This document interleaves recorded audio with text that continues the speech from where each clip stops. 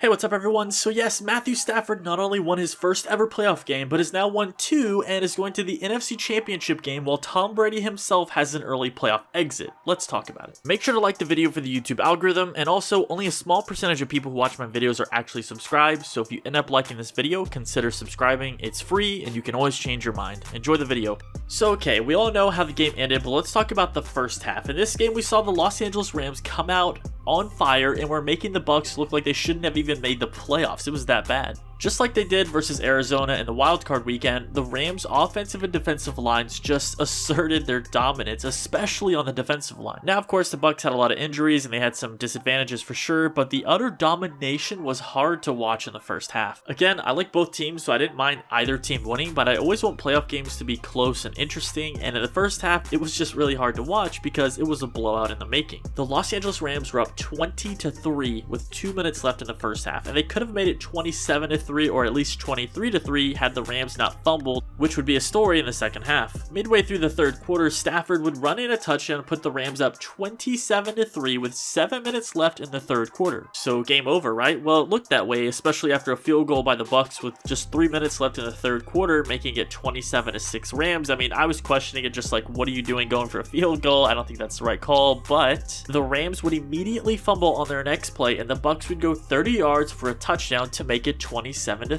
Now we had a game. The Rams would follow this with a 3 and out, and we saw the Bucs fumble in one play. So it looked like, okay, here we go. They had their chance. They just fumbled it away. But for the Rams to then fumble themselves one play later, it was just laughable. I mean, I couldn't believe what I was watching. I don't think anybody could. Then the Rams turned it over on downs in just 5 plays, and the Rams would miss a field goal. So again, it left the window open for the Bucs. Then the Bucs would turn it over on downs on their next drive. So again, the score was just staying stagnant. Nothing was really happening, but time was ticking away. And this was followed by another 3 and out by the Rams. The offense just wasn't able to do anything in the second half, and 3 plays later, touchdown Bucs to make it 27-20. And then the Rams fumble again in just 2 plays. And what do you know? Touchdown Buccaneers. We had a tie game at 27-all with just 42 seconds remaining after Tom Brady hit Mike Evans. So the game's gonna head to overtime with the Bucs having all the momentum and being at home and looking like they're gonna steal this game, but the Rams would go 63 yards in 5 plays with a huge 44-yard bomb to Cooper Kupp, setting up the game-winning 30-yard field goal to send the Rams to the NFC Championship.